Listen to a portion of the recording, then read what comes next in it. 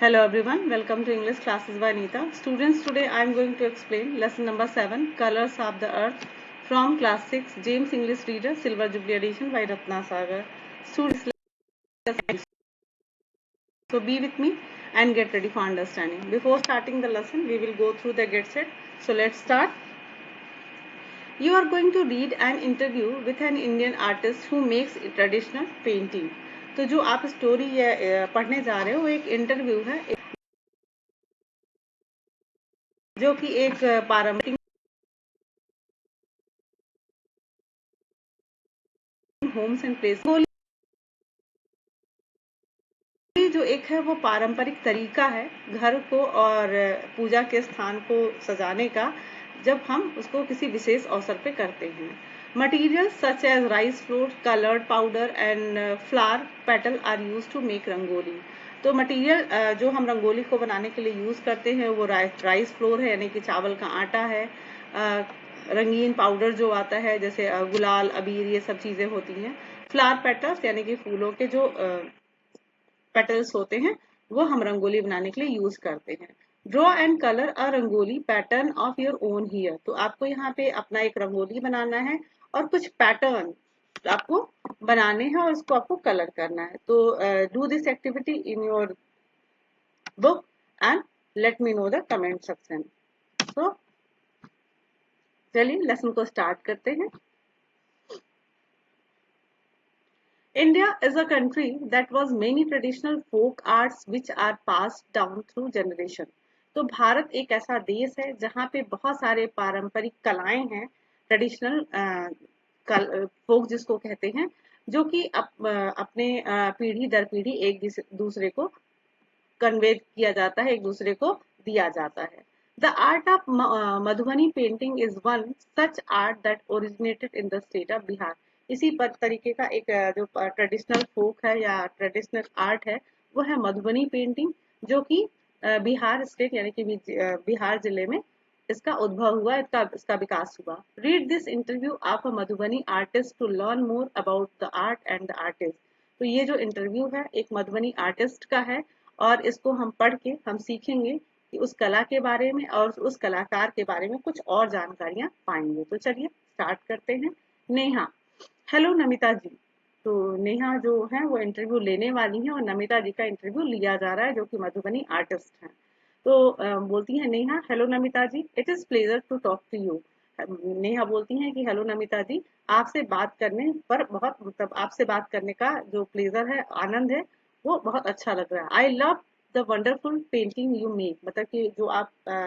एक wonderful painting यानी कि आप इतना अच्छा पेंटिंग बनाती हैं वो मुझे बहुत अच्छा लगता है tell me when did you start making Madhubani painting तो कहती कि कृपया मुझे बताइए कि आपने ये जो मधुबनी पेंटिंग बनाना कब शुरू किया था नमिता थैंक यू धन्यवाद I have been making Madhubani painting since I was about 11 years old तो नमिता जी बताती हैं कि मैं ये जो मधुबनी पेंटिंग है मैं तब से बना रही हूँ जब मैं 11 साल की थी I learn the art from my mother and grand mother ये जो मैंने ये कला जो है वो मैंने अपनी माँ से और अपनी दादी माँ से सीखी है Neha can you tell us the technique and colours used when you begin painting तो नेहा पूछती हैं कि क्या आप हमें बता सकती हैं कि जो रंग है और जो तकनीक है आपने जब पेंटिंग स्टार्ट किया तो कौन सा रंग और कौन सी तकनीक आप इस्तेमाल किया करती थी Namita when I began painting we did not use any artificial color तो नमिता जी बताती हैं कि जब हम लोग ने पेंटिंग स्टार्ट किया था यानी कि पेंटिंग करना शुरू किया था तो हम लोग किसी भी आर्टिफिशियल कलर का यूज नहीं करते थे but only those colours made from readily available natural resources तो नेचुरल रिसोर्सेज मतलब things that occur in nature तो बताती हैं कि जो कलर्स हम लोग यूज किया करते थे वो नेचर से यानी कि प्रकृति से जो चीजें हमें मिलती थी जो रिसोर्सेज मिलते थे उससे हम लोग कलर बनाया करते थे such as leaves and flower जैसे कि पत्तियां और फूल तो जो मतलब नेचुरल रिसोर्सेज के बहुत कलर अलग अलग कलर के फूल्स होते हैं पत्तियां होती हैं फ्लावर्स होते हैं तो उनसे ये लोग कलर बनाया करते थे व्हेन वी आर यंग जब हम छोटे थे we would usually paint on the wall तो बताती है कि जब हम लोग छोटे थे तो सिर्फ हम लोग दीवार वगैरह पे पेंटिंग किया करते थे यानी कि जो मधुबनी पेंटिंग है वो दीवार पे किया करते थे we rarely painting on cloth और पेपर तो कहती थी कि हम लोग बहुत ही मुश्किल से हम कभी कपड़े या पेपर पे ये पेंटिंग को हमने किया होगा नाउ लेकिन आजकल we paint on both cloth and canvas, यानी कि हम लोग आजकल जो मधुबनी पेंटिंग है हम कपड़ों पे भी करते हैं और कैनवस पे भी करते हैं। वी इवन पेंट और crockery wooden object and glass, तो वो कहते हैं कि यहाँ तक कि हम लोग क्रॉकरी पे, वुडन ऑब्जेक्ट लकड़ी के सामान पे और ग्लास पे भी हम लोग ये पेंटिंग करते हैं। Neha, can you tell us a little more about how you made colours naturally? तो अब नेहा जी पूछती हैं कि क्या आप हमें बता सकती हैं, थोड़ा और ज्यादा बता सकती हैं कि कैसे आप प्राकृतिक रूप से रंग बनाया करते थे? नमिता, इन माई चाइल्डहुड, तो कहती है हमारे बचपन में we made colours at home, मतलब जो रंग है वो हम घर पे बनाया करते थे। We rubbed and squeeze the red leaves of small, तो कहती है कि हम लोग छोटी छोटी जो लाल कलर की पत्तियां होती थी उसको रब करते थे, यानी कि रगड़ते थे, स्क्वीज मतलब निचोड़ते थे। Creepers like plant to extract the colour, और कुछ क्रीपर प्लांट्स जो होते हैं जो कि मतलब रेंगने वाले या जमीन पे जो ऐसे कुछ प्लांट्स जो रहते हैं, उस प्लांट्स को लेकर हम लोग उन पत्तियों से उनके जो एक्सट्रैक्ट का मतलब होता है कि उनका जो रस होता है उसको निकाल के हम लोग रंग बनाया करते थे। The stems of the हरसिंगार flowers were used as a source for the color orange, तो बताती हैं कि जो हरसिंगार का पौधा है, सॉरी उस हरसिंगार का जो फूल है उसको हम लोग ऑरेंज कलर बनाने के लिए, यानी कि ऑरेंज रंग बनाने के लिए हम उसको यूज किया करते थे। And the Aparajita flowers were use for the colour blue, यानी कि नीला कलर बनाने के लिए हम अपराजिता का फूल इस्तेमाल किया करते थे। The bark of the peepal tree and the gum of the acacia, यानी कि बबूल were mix to make brown black shade, और ब्राउन और ब्लैक शेड बनाने के लिए हम लोग पीपल के बाक ऑफ पीपल, यानी कि पीपल ट्री का और अकेसिया ट्री का जो गम होता था उसको मिला के हम लोग ब्राउन और ब्लैक शेड बनाया करते थे, यानी कि ब्राउन और ब्लैक कलर हम लोग पीपल और अकेसिया से बनाया करते थे। If the colours are made perfectly, और जब ये कलर अच्छे से बन जाता था, then the gum does not let the colours run on paper, तो वो कहती हैं कि जो पेपर पे हम लोग कलर करते थे उस पर थोड़ा प्रॉब्लम होता था, मतलब पेपर पे कलर नहीं चलते थे। हाउएवर, हालांकि these colours would eventually fade, कहते कि ये जो कलर होता था अक्सर ये फेड ही हुआ करता था, हल्का हुआ करता था। Nowadays we use poster colours and fabric paint which are much brighter, तो कहते हैं कि आजकल हम लोग पोस्टर कलर और फैब्रिक पेंट, यानी कि जो कपड़ों पे कलर करने वाला पेंट होता है उसको यूज करते हैं, जो कि उस नेचुरल कलर से मोर ब्राइटर होता है, मच ब्राइटर होता है, यानी कि चमकीला होता है। They look pretty and are permanent, मतलब ये सुंदर भी लगते हैं और परमानेंट भी होते हैं। Neha, and what about brushes, मतलब कि आप ब्रश का भी, मतलब कि आप ब्रश क्या करते थे, मेरा ब्रश से कौन से ब्रश से यूज करते थे? Namita, oh we didn't really have brush then, तो नमिता जी कहती है कि हमारे पास मतलब उस समय कोई ब्रश नहीं हुआ करता था। We would take him bamboo sticks and sharpen their tips with a knife, तो कहते हैं कि हम लोग बांस के कुछ स्टिक्स को, लकड़ियों को लेते थे और उनके टिप्स पे, यानी कि उनके जो सबसे टॉप पे उसके उसको हम लोग चाकू से शार्प किया करते थे, मतलब उसको छील के पतला किया करते थे। It was like making a pen with nib, ऐसा उसको हम लोग ऐसे बनाते थे जैसे कि पेन का निब हो, यानी कि आपने पेन देखा होगा जो इंक पेन होता है उस पर निब होता है, तो उस तरीके से हम लोग उसको इतना पतला शार्प बनाया करते थे।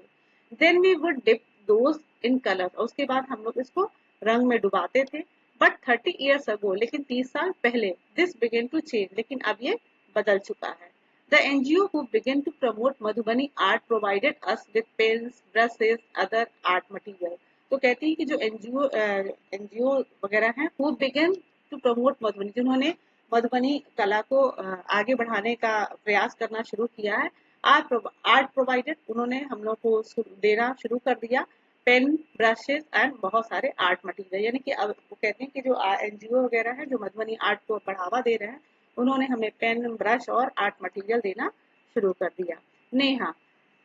was Madhubani art traditionally done during any special time of the year such as festival? तो वो पूछती है कि क्या जो मधुबनी आर्ट था वो पारंपरिक तौर पे किसी विशेष अवसर पे, विशेष त्योहार पे किया जाता था साल में? Namita, the colorful Madhubani painting that most people are familiar, which were generally painted for family celebration, mostly wedding.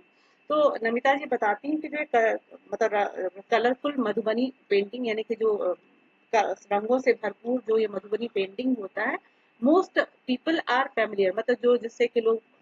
बहुत सारे लोग परिचित हैं। विथ वर्क जनरली पेंटिंग, मतलब जिसको कि मतलब सामान्य तौर पे पेंट किया जाता था फॉर फैमिली सेलिब्रेशन, यानी कि पारिवारिक समारोह के लिए यूज किया जाता, स्पेशली मोस्टली वेडिंग, यानी कि अधिकतर शादियों में, यानी कि अधिकतर शादियों के अवसर पे इस पेंटिंग का इस्तेमाल किया जाता था परिवार के द्वारा। We would depict important parts of the marriage ceremony, तो कहते थे कि मतलब इस पे एक जो we would depict important part of the marriage ceremony, यानी कि जो वैवाहिक समारोह होता था उसमें एक ये मधुबनी पेंटिंग का एक पार्ट हुआ था, मतलब एक हिस्सा हुआ करता था। During festivals such as Diwali, Holi और Chhath Puja we make what is called Ashtadal Aripan, तो कहते हैं कि ड्यूरिंग फेस्टिवल यानी कि दिवाली, होली और छठ पूजा के समय हम लोग इसको बनाया करते थे और इसको हम लोग अस्तादल अरिपम कहते थे। We brush our country yard with wet mud and make Ashtadal on the floor, तो कहते हैं कि we brush our country yard यानी कि हम लोग अपने आंगन को मड से यानी कि मिट्टी से लीप कर वो लीप मतलब उसको साफ किया जाता था, मिट्टी से उसको लीपा जाता था and make Ashtadal on the floor, और फर्श पे हम लोग अस्तादल यानी कि जैसे हम लोग रंगोली बनाते हैं उसी तरीके से हम लोग उसको फर्श पे बनाया करते थे। Neha, can you tell us about the motifs you use in Madhubani art, तो वो कहती है कि क्या आप हमें कुछ थोड़ा सा ये बता सकती हैं कि इसका मोटिव मतलब इसका क्या सब्जेक्ट होता है, क्या किस पे आप ये पिक्चर्स ये मधुबनी आर्ट आप बनाते हो। Namita, we focus more on natural design, तो कहती हैं कि हम लोग इस मधुबनी पेंटिंग में, मधुबनी आर्ट में हम लोग अक्सर प्राकृतिक डिजाइन पे फोकस करते हैं। We paint pictures of cows, snakes, tortoise, though the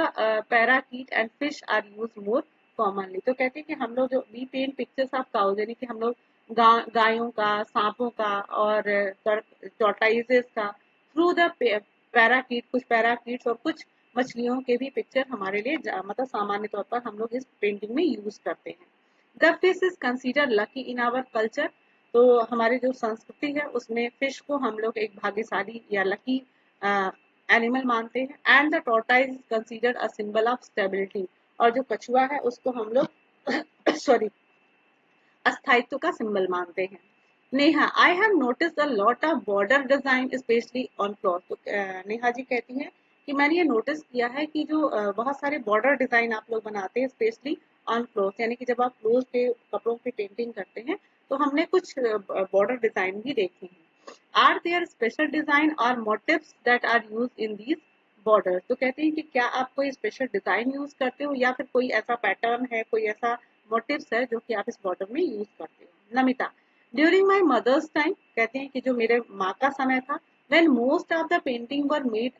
on wall or wedding and other celebration, तो कहती हैं कि उस टाइम जो पेंटिंग हुआ करता था वो मोस्टली दीवार पे या फिर शादियों में और शादियों के सेलिब्रेशन में बनाया जाता था। Borders were made by repeated depiction of the colours and similar tradition motive, तो कहती हैं कि उस समय जब ये सब पेंटिंग दीवार पे और शादियों के समारोह में बनाया जाता था उस टाइम हम लोग अक्सर हर चीजों को रिपीट करते थे, मतलब उसको पुनरावृत्ति किया करते थे। डिपिक्शन ऑफ द कलर्स यानी कि कलर्स बनाया करते थे और कुछ इसी से सिमिलर मतलब इसी से मिलता जुलता हम लोग पारंपरिक चीजों को यूज किया करते थे। दीज डेज ऑन क्लोथ, और आजकल जो कपड़ों पे है स्पेशली साड़ीज, जब हम साड़ी बनाते हैं विशेष तौर पर, we have borders with pair of cows, snakes और पिकॉक फेसिंग ईच अदर, तो कहते हैं कि आजकल जब हम लोग कपड़ों पे विशेष तौर पे जब हम साड़ी बनाते हैं तो वी हैव बॉर्डर, जब हम बॉर्डर बनाते हैं तो हम लोग गायों का जोड़ा यानी कि पेयर ऑफ काउज, स्नेक्स, सांप और पिकॉक फेसिंग ईच अदर, या फिर मोर एक दूसरे को फेस करते हैं, मतलब एक दूसरे के आमने सामने ऐसे मोर के डिजाइन हम लोग साड़ी के बॉर्डर में बनाते हैं। वी ऑल्सो यूज फ्लावर्स और creepers as the basic design for border, और आप कहते हैं कि हम लोग अक्सर फूल या फिर क्रीपर्स मतलब जैसे होता है लताएं, या फिर हम लोग कुछ ऐसे बेसिक डिजाइन बॉर्डर के लिए बेसिक मतलब कि बहुत सी साधारण डिजाइन हम लोग बॉर्डर में यूज करते हैं। बर्ड मोटिव्स यानी कि चिड़िया, लाइक पैराकीट्स एंड पिकॉक्स, मतलब कि जो अक्सर हम लोग बर्ड्स को भी यूज करते हैं, जैसे कि पैराकीट्स, पिकॉक यानी कि मोर, और ऑल्सो कॉमन, मतलब पैराकीट्स और जो पिकॉक है ये हमारे लिए जो हमारे डिजाइन में ये बहुत ही कॉमन है। नेहा, दैट इज फैसिनेटिंग, मतलब ये बहुत ही कितना अच्छा है। Namita ji, you can tell us a little more about how NGOs help help promote this art, तो पूछती है कि आप क्या हमें थोड़ा सा और बता सकती हैं कि कैसे एनजीओ आप इस वो हेल्प करता है इस आर्ट को यानी कि मधुबनी आर्ट को बढ़ावा देने में। Namita, things begin changing. Namita ji कहती हैं कि अब चीजें बदल रही हैं विथ माई जनरेशन, यानी कि हमारे इस पीढ़ी के साथ। When NGO became involve in improving the art, जब एनजीओ हमारे साथ शामिल हो गया है इस कला को इम्प्रूव करने में, सुधार करने में।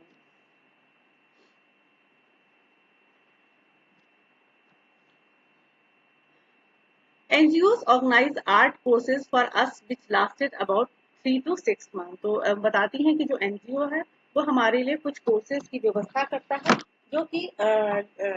लास्टेड अबाउट 3 to 6 ईयर, मतलब जो कि 3 महीने या 6 महीने का कोर्स होता है। These course help familiarise us with modern colours and there uses. तो जो ये कोर्स होते हैं वो हमें परिचित कराते हैं आधुनिक रंगों से और उनके इस्तेमाल से। The NGOs use also help to sell the painting we make, और एनजीओ हमारी ये भी हेल्प करता है कि हम लोग जो पेंटिंग बनाते हैं उसको बेचने में मदद करता है। एंड द मनी दस generated provided us with additional income, और इस तरीके से जो और भी जो एडिशनल एंड द मनी दस जनरेटेड, मतलब इस तरीके से जो पैसा उत्पन्न होता है या पैसा गेन किया जाता है, कमाया जाता है, provided us with the additional income, मतलब कि हमारा हमको वो पैसा कुछ एडिशनल यानी कि अतिरिक्त इनकम के साथ, अतिरिक्त आय के साथ हमें वो दिया जाता है। यानी कि एनजीओ हमारे पेंटिंग हमें नए नए तरीके सिखाता है, कलर्स का यूज सिखाता है, और इसके अलावा हमारी पेंटिंग्स को बेचता है और हमें मतलब हमें समृद्ध करने में वो हेल्प करता है। Neha, do you think this art has empowered women? तो नेहा जी पूछती है कि क्या आप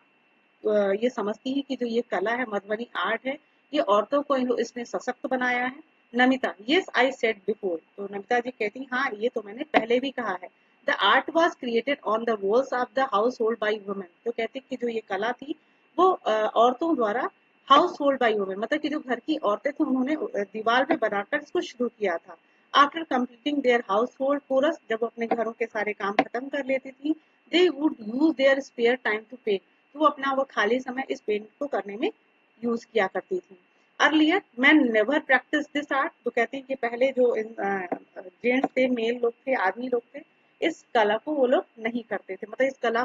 का यूज वो नहीं करते थे। Now some of them are taking interest, लेकिन कुछ अब जो मेन लोग हैं उन लोगों ने भी इसमें रुचि लेना शुरू कर दिया है। But it is mostly the women who are engage in it, लेकिन जो विशेष तौर पे इसमें एंगेज हैं, मतलब कि शामिल हैं, वो सिर्फ औरतें ही हैं। Artist like Madhubani sorry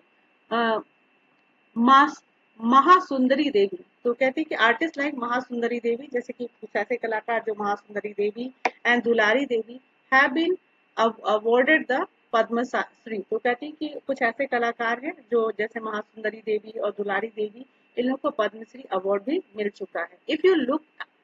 eight their art, अगर आप उनकी कला को देखेंगे, यू वुड बी अब इस ट्रक मतलब कि आप एकदम अचंभित हो जाएंगे, बहुत आपको अच्छा लगेगा। This art has help ensure a better future for us. तो कहते हैं कि जो ये कला है इसने हमारे लिए एक अच्छे भविष्य का सुनिश्चित कर दिया, मतलब अच्छा भविष्य हमारा होगा इसने सुनिश्चित कर दिया है। Now women take a lot of interest in educating their children so that they can earn a proper living from the art. तो कहती हैं कि आज कल जो औरतें हैं take a lot of interest, मतलब उन्होंने रुचि लेना शुरू कर दिया और वो अपने बच्चों को ये कला सिखाने लगी हैं। So they can earn a proper living from this art, तो ताकि वो अपने इस कला से अपनी प्रॉपर लिविंग मतलब अपना जीवन यापन अच्छे से कर सकें। विथ एजुकेशन, शिक्षा के साथ they are able to better manage the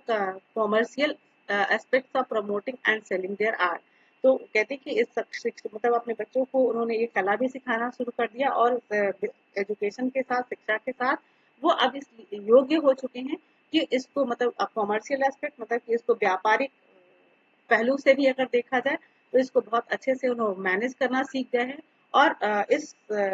art को सेल और प्रमोट करने के लिए भी उन्होंने इसको बहुत अच्छे से तरीका सीख लिया है। Neha, do Madhubani artist get any incentive from the government? तो अब नेहा जी पूछती हैं कि क्या मधुबनी आर्टिस्ट जो हैं, क्या वो गवर्नमेंट से उनको कोई पैसा या कोई इंसेंटिव मिलता है? नमिता, यस वी डू, मतलब कहती हाँ, हम पाते हैं। We are often invited to Delhi and other major cities to participate in the art exhibition and fair. तो कहती है कि अक्सर हमें दिल्ली से या फिर बहुत बड़े मुख्य मतलब बहुत सारे अलग अलग मुख्य शहरों से हमें इनविटेशन मिलता है किसी प्रदर्शनी में या किसी मेले में पार्टिसिपेट करने के लिए। There is a friend of mind from Ranchi who get state level award for Madhubani art. तो कहते हैं कि मेरे एक दोस्त है जो कि रांची से बिलोंग करती है और उसने स्टेट लेवल का पे उसको अवार्ड मिला है मधुबनी आर्ट के लिए। She is now focusing exclusive on this art. अब वो कहते हैं कि जो अब वो एकदम पूरी तरीके से इस आर्ट पे क्या कर रही है, फोकस कर रही है, मतलब कि अब इस पे उसका पूरा ध्यान उसने अपना लगा दिया है। Neha, tell us how this local art became global. तो कहती कि क्या आप मुझे ये बताएं कि ये जो आर्ट है वो कैसे ग्लोबल हो गया, मतलब पूरे दुनिया में कैसे ये फैल गया। नमिता, ट्रू, सही है। Our art has spread globally and there is a growing market for it. तो कहते हैं कि जो हमारा कला, हमारी जो ये मधुबनी आर्ट की जो कला है वो ग्लोबली मतलब कि पूरी दुनिया में फैल चुका है। And there is growing under market for it, और वहां पे इसके लिए बाजार भी तैयार हो चुका है, मतलब बाजार तैयार हो रहा है। There are a couple of major reason for this, मतलब कहते हैं कि इसके लिए बहुत सारे कारण भी हैं। Some artist from our village, कहते हैं कि हमारे गांव के कुछ कलाकार हैं इन मधुबनी, मतलब मधुबनी कलाकार जो हैं हमारे गांव से, like Durga Devi from Pilka Pilkhwar regularly go abroad to paint and practice participate in exhibition. तो कहती कि जो ये दुर्गा देवी हैं वो हमेशा अक्सर कहाँ जाती हैं, वो अब्रॉड मतलब कि अब्रॉड जाती हैं पार्टिसिपेट इन एग्जीबिशन, मतलब कि वहाँ पे जो प्रदर्शनी लगती है उसमें पेंट करने के लिए और पार्टिसिपेट करने के लिए वो अक्सर अब्रॉड जाया करती हैं। एट द सेम टाइम, और इसी समय, so many foreigners come to our village, और बहुत सारे जो विदेशी नागरिक हैं वो भी हमारे गांव में आते हैं। They like our products and take interest in our art form. तो कहते हैं कि वो हमारे प्रोडक्ट्स मतलब कि हमारी चीजों में इंटरेस्ट दिखाते हैं, रुचि दिखाते हैं, और हमारे आर्ट फॉर्म है मतलब हमारी जो कला का ये फॉर्म है, तरीका है, उसमें वो अपनी रुचि शो करते हैं। In Japan there is a museum that houses Madhubani painting. तो कहते हैं कि जापान में एक म्यूजियम है जहाँ पे मधुबनी पेंटिंग और उस एग्जीबिशन में, उस म्यूजियम में रखा गया है। In India Madhubani painting are exhibited in the craft museum in Pragati Maidan Delhi. तो कहती कि जो इन इंडिया यानी कि भारत में मधुबनी पेंटिंग जो होता है आर एग्जिबिटेड, मतलब उसकी प्रदर्शनी लगाई जाती है इन क्राफ्ट म्यूजियम इन प्रगति मैदान, यानी कि प्रगति मैदान के क्राफ्ट म्यूजियम में इसकी प्रदर्शनी लगाई जाती है। Neha, thank you for your time. Namita ji, अब नेहा का इंटरव्यू, मतलब वो नमिता जी का इंटरव्यू खत्म होता है तो नेहा जी कहती कि नमिता जी आपने इतना समय दिया इसके लिए धन्यवाद। May your art flourish and the new generation continue to practise. कहते हैं कि भगवान करे कि जो आपका आर्ट है वो ऐसे ही फले फूले, आपकी कला जो ऐसे ही फले फूले, और आपका जो आने वाली जनरेशन है इसकी प्रैक्टिस करता रहे। I just love your art. तो मुझे आपका ये जो कला है बहुत अच्छा लगता है। In fact I would like two by a set of cushion cover for you. तो कहती हैं कि वास्तव में आई वुड लाइक टू, मतलब कि मैं एक कुशन कवर आपकी कला से यानी कि मधुबनी पेंटिंग का मैं एक कुशन कवर खरीदना चाहूंगी। नमिता, थैंक यू, धन्यवाद। द मोर दिस आर्ट पर प्रॉस्पर, मतलब कहते हैं कि ये जो कला है और भी समृद्ध हो, द हैप्पियर वी आर, मतलब हम लोग और भी इससे ज्यादा खुश हों। तो student, I hope you understood this lesson very well, and if you like this lesson, do share with your friends, and if you are new on my channel, like and subscribe. Very thank you for watching.